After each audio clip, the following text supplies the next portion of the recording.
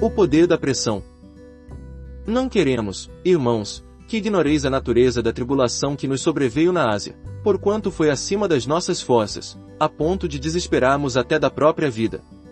Contudo, já em nós mesmos, tivemos a sentença de morte, para que não confiemos em nós e sim no Deus que ressuscita os mortos, o qual nos livrou e livrará de tão grande morte, em quem temos esperado que ainda continuará a livrar-nos. 2 Coríntios 1:8-10. O que Paulo desejava que os irmãos conhecessem? A aflição que sobreveio a ele e seus companheiros na Ásia Menor. Por que tipo de aflição eles passaram? A aflição da pressão. Até que ponto aconteceu tal pressão sobre eles? Além do poder deles, de tal forma que desesperaram da vida. Essa foi a situação exterior deles. E quanto ao seu sentimento interior? Harmonizava-se com a situação exterior, pois tinham a sentença de morte dentro de si. E qual foi a conclusão a que chegaram? Que não podiam confiar em si mesmos, mas no Deus que ressuscita os mortos. Por isso, Deus os havia livrado de tão grande morte no passado para que pudesse livrá-los agora e haveria de livrá-los no futuro. O que gostaríamos de considerar aqui é o relacionamento entre pressão e poder. Como cristãos, prestamos muita atenção à questão do poder. Isso é especialmente verdadeiro entre os crentes espirituais. Eles frequentemente perguntam se certa pessoa tem poder ou indagam sobre quanto poder ela tem. Ouvimos tais interrogações onde quer que vamos. Vejamos o que a Bíblia ensina sobre o relacionamento entre pressão e poder. Antes de tudo, gostaria de dizer que esses dois são diretamente proporcionais. Ou seja, sempre que há pressão, há também poder.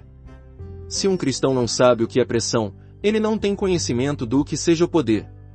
Somente os que têm experimentado se curvar sob pressão sabem o que é o poder. Quanto maior a pressão, maior o poder. Mas antes de falar sobre a relação espiritual entre esses dois fatos, devemos explicar a relação que existe entre eles na esfera física, pois dela poderemos aprender, então, o princípio espiritual.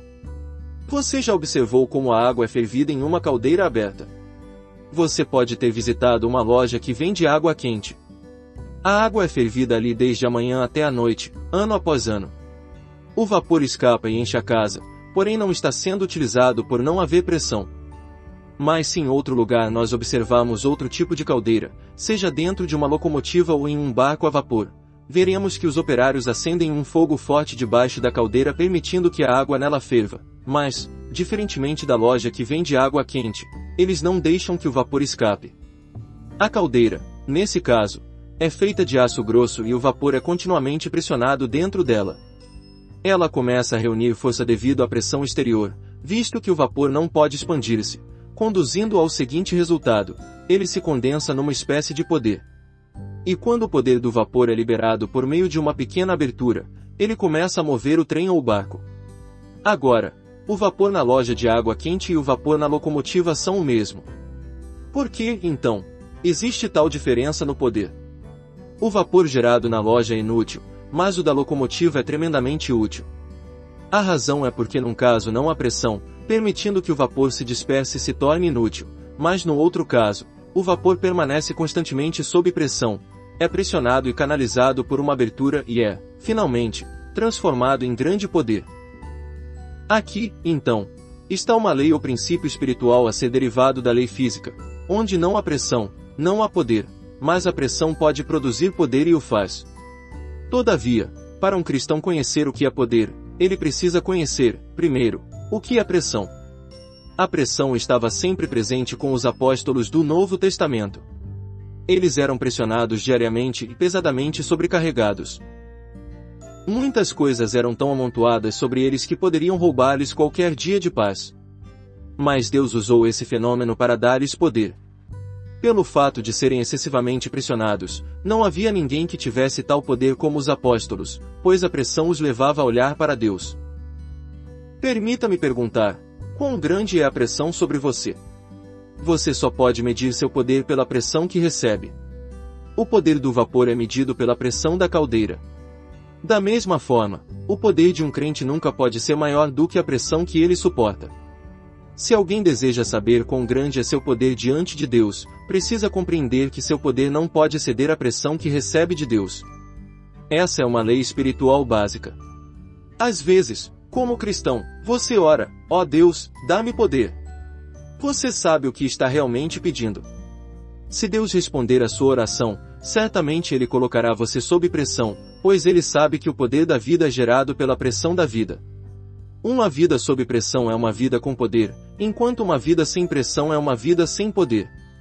Grande pressão na vida produz grande poder de vida, mas pouca pressão na vida resulta em pouco poder de vida. Todavia, o poder em discussão aqui é poder da vida e não o de outras fontes. Continuemos nossa discussão no que diz respeito à esfera moral e espiritual, e vejamos quão verdadeiro é esse princípio de pressão é poder. A pressão do pecado.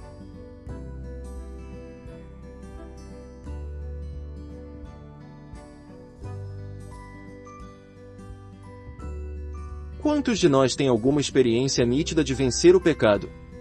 Quem entre nós conhece como a lei do Espírito de vida em Cristo Jesus nos liberta da lei do pecado e da morte? Quem tem explicitamente tratado com o pecado e o vencido? Por que tão poucos de nós, cristãos, somos libertados da escravidão do pecado? Pode ser talvez devido à nossa incapacidade de usar este princípio, saber como usar a pressão do pecado sobre nós. Pelo contrário, desmaiamos sob sua pressão. Falhamos por não usar essa pressão para clamar a Deus e buscar seu livramento. Quão frequentemente devemos ser pressionados pelo pecado até esse ponto, pressionados além da nossa medida, de tal forma a não podermos ajudar ou a salvar a nós mesmos, antes que se torne real termos o poder para ir a Deus e receber a vitória de Cristo. Então, seremos libertados.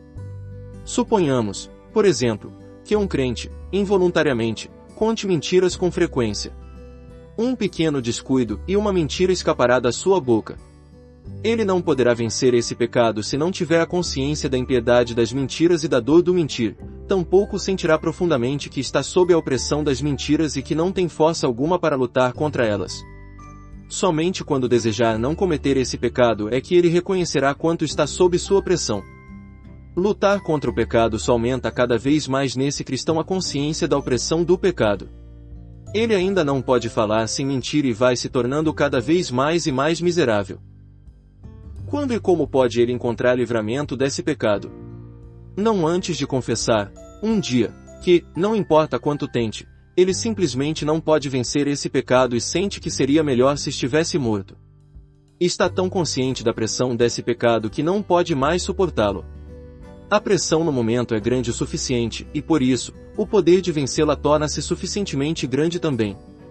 Dessa vez, ele parece ter maior poder pelo qual pode ir a Deus e clamar pelo livramento, como também muito maior capacidade para receber a obra de Cristo.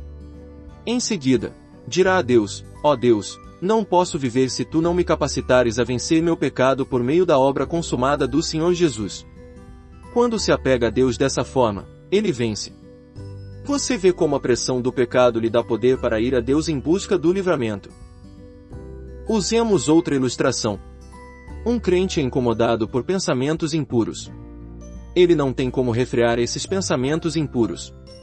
Ele sabe que isso não é certo, mas não consegue resistir nem tem poder para orar a Deus. Ele poderá tentar resistir e até mesmo tentar orar, mas parece que está tentando sem muita dedicação. Não existe poder. Por quê? Porque ele ainda não sentiu a pressão do pecado e, por isso, não tem o poder do livramento. Mas se ficar perturbado por esses pensamentos, não apenas uma ou duas, mas uma centena de vezes, e for vencido todo o tempo a despeito dos seus esforços, então sofrerá a dor da confissão e das derrotas a ponto de não poder mais suportar a pressão, nem mesmo por mais 5 minutos. E é nesse momento que ele recebe a fé como também o poder para vencer seu pecado. Nos dias comuns, ele não tem nem fé nem poder. Mas quando experimenta o calor da pressão, sua fé parece acumular poder. Normalmente, sua resistência no passado era pequena, mas agora, depois de a pressão ter aumentado tanto, sua resistência torna-se mais poderosa. Lembremos, portanto, que a pressão visa produzir poder. Utilizemos a pressão, em nosso viver diário, para transformá-la em poder a fim de progredir espiritualmente. Tenha em mente também que um crente poderoso não possui qualquer medida extra de poder além do que nós mesmos possuímos, ele simplesmente sabe como utilizar a pressão sobre ele e está determinado a fazê-lo. A pressão da necessidade. Um irmão perguntou-me por que sua oração não tinha resposta. Respondi-lhe que era por não haver pressão. Quando perguntou por que a pressão era necessária, eu lhe disse que ela é necessária para que a oração tenha resposta. Na verdade, eu sempre faço esta pergunta aos irmãos: Deus ouve sua oração? A resposta que geralmente recebo é esta: depois de orar 3 ou 5 vezes, o assunto é esquecido. Por que é esquecido? Porque esses que esquecem não sentem a pressão sobre si. Não é estranho que frequentemente seja esse o caso. Se você esqueceu um assunto de oração, como pode culpar a Deus por não se lembrar? Naturalmente, Deus não lhe responderá se você meramente pronunciar algumas palavras de oração casualmente. Muitos oram como se estivessem escrevendo uma redação. Seria melhor que não orassem. A oração de muitos transgride o primeiro princípio da oração, que não é fé nem promessa, mas necessidade. Sem necessidade não há oração. Não é de se maravilhar que as pessoas não recebam resposta para as suas orações. Para que Deus responda à oração de um crente, Ele lhe dará primeiro uma necessidade, dará ao crente alguma pressão a fim de que este sinta a necessidade. Então, o crente se volta a Deus pedindo uma resposta. John Knox era poderoso na oração. A rainha Mary, da Inglaterra, disse certa vez: não tenho medo do exército de toda a Escócia, só temo a oração de John Knox. Como John Knox orava? Ele dizia: ó Deus, dá-me a Escócia ou eu morro. Por que ele orava dessa forma? Porque a pressão dentro dele era muito grande. Era além da sua capacidade, por isso, ele a derramava diante de Deus. A pressão dentro de John Knox o levava a fazer tal oração. Você pode não compreender por que Moisés, em sua época, orou desta forma: agora, pois, perdoa o seu pecado, senão, risca-me, peço-te, do teu livro que tens escrito. Êxodo 32:32. A razão era que Moisés estava consciente de uma necessidade, e estava tão oprimido por essa necessidade que preferia perecer se Deus não salvasse os filhos de Israel. Por isso, Deus o ouviu. O coração de Paulo era o mesmo. Eu mesmo poderia desejar ser separado de Cristo, por amor de meus irmãos, que são meus parentes segundo a carne. Romanos 9:3. Ele preferiria não ser salvo se os filhos de Israel não fossem salvos também. Tal palavra não é mera adoração da boca para fora, tampouco uma mera explosão emocional. Ela advém de um profundo sentimento causado pela pressão da necessidade. Alguém pode imitar as palavras da oração de outro, mas a oração será ineficaz e sem utilidade porque não há pressão. Quem irá orar dizendo que, se Deus não lhe responder, ele não se levantará? Se alguém tem realmente esse sentimento e essa palavra dentro de si, sua oração será ouvida. Você também pode orar com essas palavras, mas o essencial é você sentir a pressão dentro de você. Em Tsina, havia um irmão no Senhor muito bom. Ele tinha um irmão na carne que era também seu colega de escola. Por causa de sua fé, ele era frequentemente ridicularizado e hostilizado por seu irmão. No ano passado, eu preguei naquela escola e tive oportunidade de conversar com seu irmão de carne e sangue, o qual, não obstante, permaneceu indiferente. Ora, esse bom irmão costumava testemunhar na escola e assumir a liderança entre os irmãos de lá. Mas, por algum tempo, ele parou de testemunhar e seu rosto ficou triste. Por isso, os outros irmãos me informaram de sua condição. Na verdade, temiam que ele tivesse apostatado. Fui solicitado a ajudá-lo. Lá, então, eu me encontrei com ele poucas vezes, todavia, em cada ocasião ele saiu após somente umas poucas palavras serem trocadas. Ele me evitava, e eu fiquei realmente confuso. Outro irmão me relatou que esse jovem irmão lhe havia dito a razão por que deixará de testemunhar: enquanto seu irmão na carne não fosse salvo, ele não testemunharia pelo Senhor. Na noite da última reunião que houve enquanto eu estava lá, falei com ele novamente. Eu lhe perguntei, a queima-roupa, por que ele estava agindo daquela maneira nos últimos tempos. Ele respondeu que, se Deus não salvasse seu irmão, ele não testemunharia mais. Eu sabia quão honesto ele era e que estava realmente preocupado com o irmão. Sabia também que ele devia ter um encargo especial no coração pelo irmão e estava sob tremenda pressão. Só poderia haver duas explicações: ou isso era o inimigo que o enganava e fazia com que desfalecesse e não trabalhasse pelo Senhor, ou, então, Deus ia realmente salvar seu irmão. Se Deus lhe deu tal pressão e o levou a orar com essa intensidade, então, seu irmão seria salvo. A pressão sobre ele era tão grande, além da sua capacidade, por isso ele teve essa reação tão peculiar. Depois de voltar para casa, recebi, de um irmão daquela escola, uma carta trazendo as boas novas de que o irmão desse jovem fora finalmente salvo. Não muito depois de eu ter deixado a escola, o irmão desse jovem ficou muito doente. Durante a doença, aceitou o Senhor e sua doença foi curada. A experiência desse jovem mostra-nos um princípio. Antes de Deus responder às orações, Ele frequentemente coloca grande pressão sobre nós para nos levar a orar. Anteriormente não tínhamos poder na oração, mas agora, com tal pressão, somos capazes de orar. Quanto maior for a pressão de Deus, mais poderosa se torna a nossa oração. Aprendamos esta lição: a pressão produz poder. O propósito da pressão não é esmagar-nos, mas ser utilizada por nós para transformá-la em poder. Podemos, assim, entender por que algumas orações são respondidas e outras não. Por que Deus frequentemente ouve orações por coisas grandes, enquanto não ouve orações por coisas pequenas? Por que Deus ouve nossas orações pelos nossos queridos, amigos ou cooperadores quando estão perigosamente doentes, mas não ouve imediatamente nossas orações quando temos dor de cabeça, resfriado ou alguns arranhões? Já disse e vou repetir: qualquer oração que não nos move não pode mover a Deus.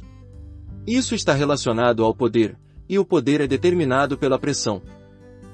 Por que Deus permite que muitas dificuldades, becos sem saída e fatos inevitáveis cheguem a nós?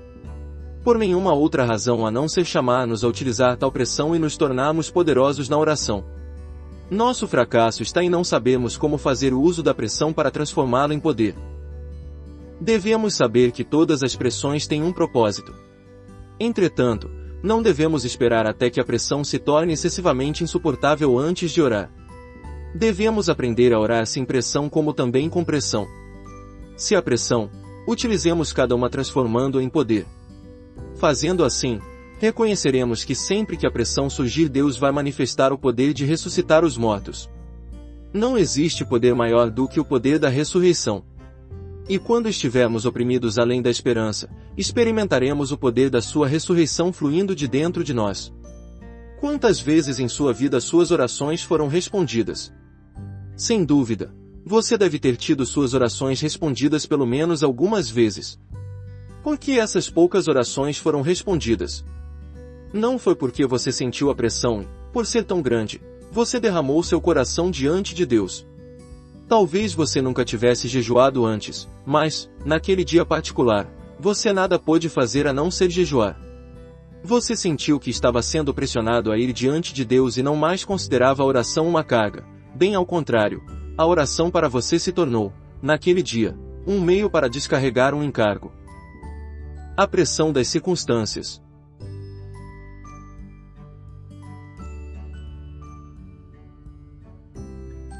Não só o pecado e a necessidade criam pressão, mas as circunstâncias produzem-na também. Deus permite que os crentes passem pela pressão das circunstâncias para que vivam diante dele. Frequentemente, situações adversas são levantadas na vida dos filhos de Deus. Alguns são perturbados pelos familiares, outros, pelos amigos. Alguns podem sofrer perdas nos negócios, outros podem ser perseguidos pelos colegas. Uns podem ser hostilizados ou mal interpretados pelas pessoas, outros podem ter dificuldades financeiras. Por que todas essas coisas lhes sobrevêm? Muitos crentes normalmente não reconhecem quão preciosa é a vida regenerada que receberam. Embora sejam nascidos de novo, são ainda ignorantes do fato de que sua vida regenerada não tem preço. Mas, uma vez que estejam sob pressão, eles começam a apreciar sua vida regenerada porque essa nova vida que Deus lhes deu os capacita a vencer em todas as situações. Todas essas pressões exteriores podem provar a realidade da vida regenerada e de seu poder. O Senhor propositadamente nos coloca em situações adversas a fim de nos lembrar que, sem sua vida, não podemos suportar. O poder da sua vida é manifesto através da pressão exterior. Se, por exemplo, seu coração está sendo traspassado por algo que leva você a chorar em secreto, e você reconhece que está totalmente desamparado e distante de qualquer conforto, você ganhará vitória completa se, naquele momento, se lançar em Deus. você ficará maravilhado com a grandeza do poder que lhe dá vitória. Essa pressão exterior leva você a confiar em Deus espontaneamente, capacitando você, por sua vez, a manifestar a realidade e o poder da vida do Senhor. Naturalmente, os que não creram no Senhor e não possuem a vida regenerada serão, sem dúvida, esmagados sob a forte pressão de tais circunstâncias agonizantes. Um cristão, todavia, é regenerado e tem uma vida dentro de si que é mais forte do que qualquer pressão exterior.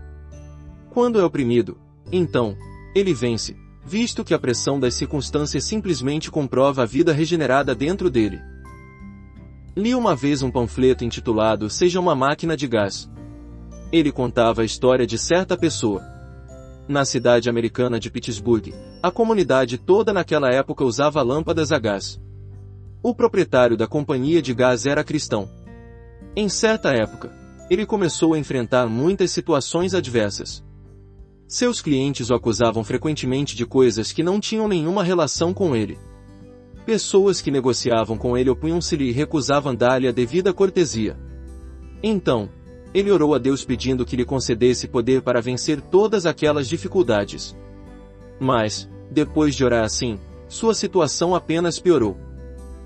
Um dia, um empregado veio dizer-lhe que todas as máquinas na fábrica haviam parado de funcionar. Como ninguém sabia nem conseguia descobrir onde estava o problema, o proprietário mesmo teve de inspecionar a situação. Em sua inspeção, ele descobriu que o maquinário estava todo intacto, a não ser uma pequena válvula em uma caldeira, que estava quebrada. Sem qualquer pressão, então, todo o vapor que havia sido produzido não podia ser utilizado, e, com isso, nenhuma das máquinas funcionaria. Foi naquele momento que ele ouviu uma voz suave e mansa lhe dizendo: "Você devia ser uma máquina de gás." Posteriormente, ele testemunhou que este maquinário de gás falou a ele da mesma forma que a mula de Balaão no passado. Louvores e graças a Deus! Ele também comprovou o fato de que não havia pressão porque a válvula estava quebrada, e sem pressão, as lâmpadas da cidade inteira não poderiam gerar luz. Todavia, a presença da pressão levou as lâmpadas de toda a cidade a brilhar. Por isso, ele não poderia resistir à pressão em sua vida e deveria ser, pelo contrário, uma máquina de gás. Devemos ver que o poder da vida de uma pessoa não pode ceder à pressão que ela recebe. Havia um irmão entre nós que se recusou a cultuar os ancestrais em seu casamento. Seu tio havia conseguido anteriormente um emprego para ele no banco, mas, devido à sua recusa em cultuar os ancestrais, não lhe deram aquela posição. Todos lamentamos por ele, mas esse incidente obviamente mostrou quanto poder havia nele. Porque se eu posso ficar de pé depois de ser empurrado, isso mostra quanto poder tenho dentro de mim. Um empurrão exterior apenas manifesta a força interior. O poder manifestado de dentro é tão grande quanto a pressão de fora. A Bíblia não nos fala só do fato da ressurreição, mas também revela-nos o princípio da ressurreição. O Senhor Jesus Cristo foi ressuscitado dentre os mortos. Isso é um fato. Mas muitos ensinamentos concernentes à ressurreição, tais como conhecer seu poder, pertencem ao princípio da ressurreição. De modo que a ressurreição não é apenas um fato, ela é também um princípio que deve ser provado em nossa vida. O princípio da ressurreição é baseado no fato da ressurreição. Certo homem que estava vivo fisicamente um dia foi crucificado. Naturalmente, ele morreu e foi sepultado. Mas ressuscitou dentre os mortos. A escravidão da morte não tinha poder sobre ele, porque havia nele um poder maior do que a morte. E, embora esse poder tenha passado pela morte, estava vivo, pois não podia ser tocado pela morte. Por isso, o princípio da ressurreição é vida que sai da morte. Suponhamos que um irmão seja naturalmente paciente, gentil e amoroso. Essas nada são além de partes da sua bondade natural que não poderiam ser ressuscitadas. Mas Deus permite que seus amigos, parentes e colegas o pressionem, afligindo-o e ferindo-o a tal ponto que ele não pode mais suportar, vindo a perder a calma. Naquele momento, ele reconhece que tudo o que vem do natural não pode passar pela morte, que é a maior prova, e permanecer vivo. E se, durante aquele momento, ele levantar a cabeça e orar: "Ó Deus, minha paciência chegou ao fim, permita que tua paciência se manifeste em mim", então, para sua grande surpresa, ele se descobrirá agindo com paciência sob todos os tipos de morte. Agora, Isso é ressurreição, pois a ressurreição é a vida de Deus que passa pela morte e ainda existe. Qualquer coisa que seja natural não pode ser ressuscitada após passar pela morte. Mas tudo que pertence a Deus viverá depois de passar pela morte. Muitos não sabem o que pertence ao ego e o que pertence a Deus, o que pertence ao natural e o que pertence a Cristo, o que é velho e o que é novo, o que é natural e o que é sobrenatural. Consequentemente, Deus permite que a morte venha sobre eles a fim de conhecerem o que pode passar pela morte e o que não pode. E, assim, eles conhecerão a ressurreição. Por que Deus permite que a pressão venha sobre você? Por nenhuma outra razão senão a de lhe revelar que qualquer coisa que você julgue capaz de realizar, de suportar e de resistir a ela deve ser reduzida a nada. Você é pressionado a tal ponto que só pode dizer: ó Deus, não posso mais suportar. Minha força esgotou-se. Por favor, manifesta teu poder. Deus vai permitir que você seja pressionado até que obtenha o poder dele. Naquele ponto, a pressão torna-se não apenas seu poder de oração, mas ela extrai, também, o poder operador de Deus. Assim aconteceu com o Senhor Jesus Cristo. Se o grão de trigo, caindo na terra, não morrer, ele fica só, observou o Senhor Jesus, mas, se morrer, dá muito fruto. João 12:24. Minha oração é que você e eu possamos conhecer Cristo e seu poder de ressurreição mais profundamente, dia a dia. Este foi o alvo de Paulo em toda a sua vida, não que já tenha alcançado, declarou o apóstolo, ou que seja perfeito, mas prossigo para que possa conhecê-lo, experimentá-lo, e o poder da sua ressurreição, não apenas o fato da ressurreição de Cristo. Filipenses 3:12 e 10. Ele também declarou isto: em tudo somos atribulados, porém não angustiados. Isso se refere à situação exterior deles, perplexos, porém não desanimados, perseguidos, porém não desamparados, abatidos, porém não destruídos, levando sempre no corpo o morrer de Jesus, para que também a sua vida se manifeste em nosso corpo. 2 Coríntios 4:8 a 10. Isso se refere às circunstâncias de Paulo e à vida dentro dele. Ele tinha muitas pressões exteriormente, mas tinha também grande poder dentro de si. As pressões externas a ele apenas manifestavam seu poder interior. O ambiente onde cada um de nós está é preparado por Deus.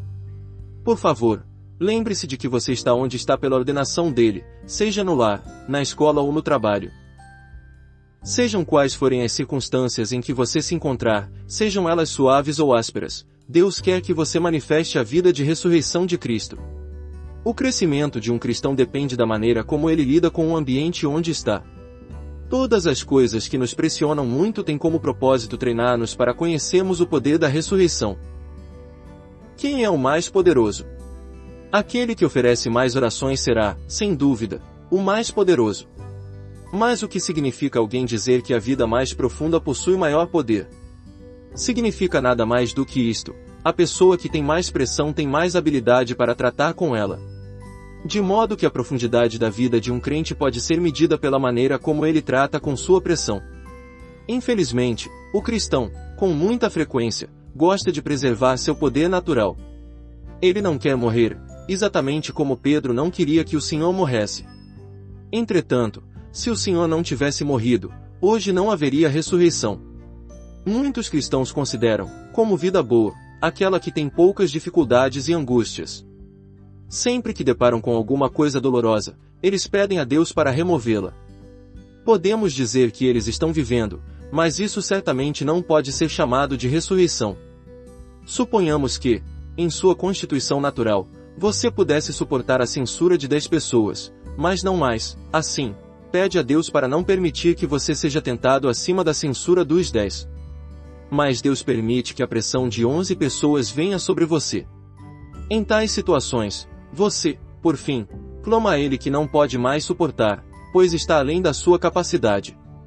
Permita-me dizer que Deus, não obstante, deixará que você seja pressionado além daquilo que seu próprio poder e paciência e bondade naturais possam suportar.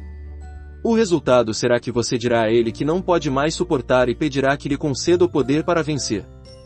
Naquele momento, você experimentará um poder novo e maior que pode suportar crítica, não apenas de 10, mas até de 20 pessoas. Você veio a reconhecer e experimentar que, quanto maior for a pressão, maior seu poder, e que, sempre que estiver sem poder, é porque você não foi colocado sob a disciplina da pressão. Então, se isso é assim, por que muitos demoram-se em buscar a Deus até que a pressão torna-se grande? Devemos, antes, buscá-lo tão logo sintamos nossa incapacidade, e, imediatamente, receberemos o poder necessário. Por isso, sempre que deparamos com nova pressão, devemos utilizá-la para transformá-la em poder. Nosso poder crescerá com cada encontro desses. Deus nunca preserva a constituição natural, Ele só quer o ressurreto. Ele nunca muda o natural, visto ser Ele, o Deus que vivifica os mortos e chama à existência as coisas que não existem. Romanos 4,17. Chamar algo do nada é o poder que Deus tem de criar, dar vida ao que está morto é o poder redentor de Deus. Abraão creu em Deus como aquele que cria todas as coisas do nada e dá vida aos mortos. O homem gostaria de proteger sua vida, mas Deus rejeita essa vida. E depois que o homem é quebrado por Deus e lhe confessa que é absolutamente desamparado, aquele homem será ressuscitado dos mortos. Esse é o segredo da vida e do poder. Quando deparar com muitas pressões, você deve lembrar que pressão é poder e, portanto, não devem ser evitadas, mas, sim, acolhidas. Pois quanto maior for a pressão sobre você, maior será seu poder. Você vencerá tudo e obterá força ainda maior. A pressão da obra. Grande parte da obra de Deus deve passar pela pressão antes que possa haver bons resultados. Os que servem a Deus devem prestar bastante atenção nesse ponto. Infelizmente, poucos obreiros têm essa experiência ou parecem dispostos a experimentá-la. O que é fiel, entretanto, não só tem tal experiência como ainda terá bem mais. Se você nunca experimentou isso, há de experimentar no futuro. Deus vai fazer com que o trabalho que você está fazendo passe pela morte. Isso não ocorre porque Deus tenha prazer na morte, pelo contrário, Ele leva a obra à morte a fim de alcançar a ressurreição. No início de sua obra, muitos obreiros de Deus notam que inúmeras pessoas estão sendo salvas por meio de seus esforços, e sua obra parece estar prosperando e sendo abençoada. Estranhamente, porém, tal situação não dura muito tempo. Após algum tempo, a obra começa a fracassar. Os que antes foram salvos não estão fazendo nenhum progresso hoje. Mais tarde, não apenas a obra parece ter parado, mas os próprios obreiros sentem-se frios e mortos. Quando se descobrem nessa situação difícil, com certeza desejam fazer algo, mas não podem porque parecem ter perdido o poder. Ficam realmente intrigados. Podem até começar a imaginar que cometeram algum pecado grave. A essa altura, estão realmente temerosos e não sabem o que fazer. Podem entender que não há mais qualquer esperança, pois parece que Deus não quer abençoar nenhum aspecto da sua obra. Mas é precisamente nesse momento que a luz virá de Deus para sondar o coração deles e, então, saberão se desde o início estiveram trabalhando para Deus ou para eles mesmos, se estiveram competindo com as pessoas ou servindo com sinceridade para a glória de Deus. Eles descobrirão para quem estiveram realmente trabalhando. Pois quando a obra está prosperando e tendo sucesso, os crentes tendem a sentir que tudo quanto estiveram fazendo foi para Deus. Somente quando a obra de alguém está sob pressão é que ele poderá discernir se sua obra tem sido para Deus ou se ele se tem misturado com a obra. Você, que tem tido experiência como a aqui descrita, sabe quão dolorosa ela é. Durante esse tempo, você se sente sobrecarregado e morto e está sendo pressionado a tal ponto que não pode fazer outra coisa a não ser perguntar a Deus: ó Deus, por que isso é assim? Por que ninguém está sendo salvo? Por que os crentes estão tão mortos? Você também é pressionado a perguntar a Deus: que devo fazer? Onde devo ir daqui em diante? Você percebeu que seu antigo poder não é suficiente para enfrentar a presente situação e sua experiência passada é inadequada para suprir a exigência atual. Talvez, neste momento, Deus lhe mostre que, quando a obra estava prosperando, você nutriu o pensamento de autossatisfação, abrigou o orgulho espiritual, foi zeloso por sua própria glória, ansiando exceder outras pessoas na obra. Resumindo, você descobre que muitas coisas não foram feitas para Deus, mas para os homens e, consequentemente, sua obra necessitava passar pela morte. Agora você reconhece quão útil foi sua obra ter sofrido essa pressão. O próprio Moisés precisou aprender o que significava a circuncisão antes de poder trabalhar para Deus.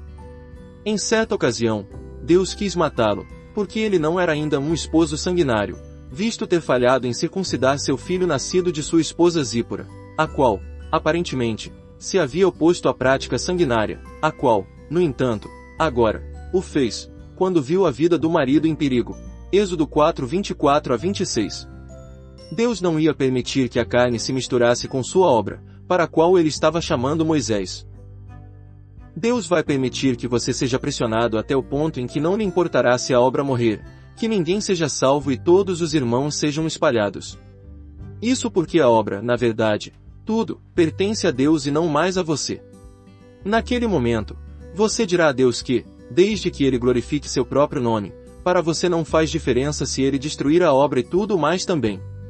Assim você passa pela morte, que é o princípio de primordial importância nos tratos de Deus com seus obreiros.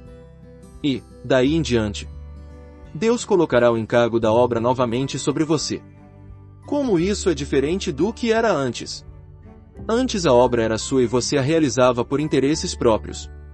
Mas agora é de Deus, e não importa se os seus interesses estão sendo servidos ou não. A obra pertence a Deus. Ele deve ter tudo. Não é mais você.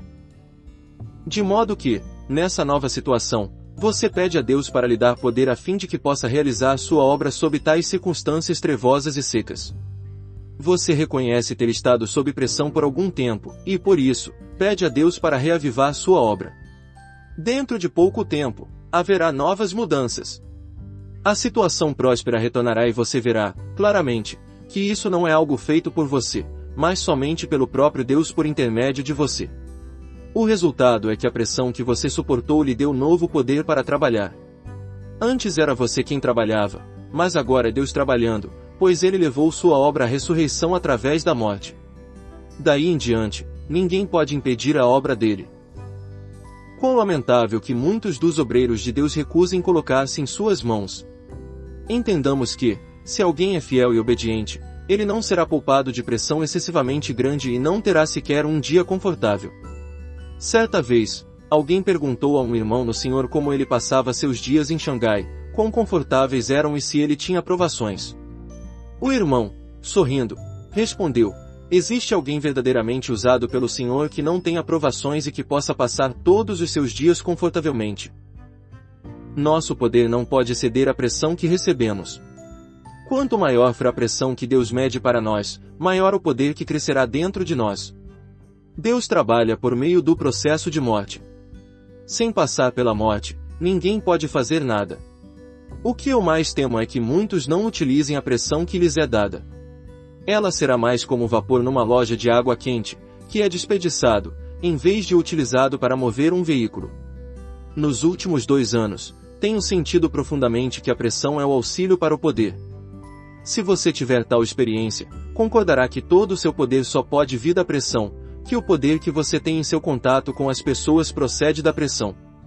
Um dia, quando estivermos diante de Deus, reconheceremos plenamente a pressão que o Senhor Jesus Cristo sofreu em seus dias na terra, que pressão os apóstolos suportaram em seus dias e que pressão todos os que foram grandemente usados por Deus suportaram.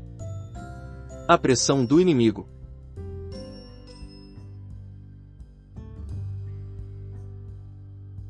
Hoje em dia muitos crentes desconhecem a pressão satânica, apesar de toda a ênfase dada hoje em dia à batalha espiritual, muito do que é dito não tem base nas verdades fundamentais do Evangelho, por isso, essa afirmação continua atual.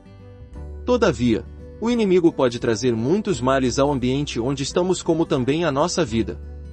Os cristãos geralmente não entendem por que existem tantos pensamentos desconcertantes em sua mente e tantas perturbações ao seu redor. Na verdade, algumas delas são permitidas por Deus, enquanto outras são as obras de opressão do inimigo. O autor não ignora que tudo o que nos acontece é permitido por Deus. Aqui, ele faz diferença entre o que nos é diretamente dado pelas mãos de Deus daquilo que, com sua permissão, tem origem em Satanás. Havia um irmão que habitualmente tinha pensamentos vagos e não conseguia concentrar-se. A situação tornou-se tão séria que ele chegou até mesmo a ser tentado a cortar a garganta. Quando ele compartilhou isso comigo, eu lhe perguntei se tal pensamento tinha vindo dele mesmo, se havia sido dado por Deus ou se tinha sido injetado em sua mente pelo inimigo. Obviamente não poderia ter vindo de Deus. Assim, A causa de tal pensamento foi reduzida a duas fontes possíveis, se não por assim dizer, cada movimento sobre o tabuleiro de xadrez. Meus amigos lhe disseram francamente que aquilo era obra do inimigo e o aconselharam a resistir a ele. Então, oraram com ele, ali mesmo no trem, sobre o assunto. O irmão voltou imediatamente para casa, depois de algum tempo, escreveu a esses irmãos, explicando como, após voltar para casa, ele começou a resistir ao inimigo dia a dia, como recusou aceitar qualquer coisa que viesse dele e como sua situação atual estava melhorando gradualmente. Ele deu graças a Deus por ter sido libertado, embora admitindo não ter sido ainda totalmente recuperado. O que desejo enfatizar é a falha do homem em resistir às táticas de opressão do inimigo. No início, pode ser que Satanás dê a você apenas um ou dois pensamentos, mas, por fim, ele corromperá, se puder, todo o seu ser como também sua família e ambiente onde está. Isso porque você está sendo oprimido, mas não resiste a ele. Isso é um erro fatal. Você deve usar a pressão para produzir o poder da sua resistência. Quando você suporta além da sua medida, você precisa resistir ao inimigo. Naquele instante, você encontrará o escape. Frequentemente, não temos poder para resistir a Satanás, mas, quando somos pressionados além da medida, descobrimos um poder brotando dentro de nós e nos capacitando a resistir-lhe. Por isso, sempre que estivermos sendo pressionados pelo inimigo, não pensemos que tal pressão é inútil, pelo contrário, devemos utilizar essa pressão porque ela suscita poder.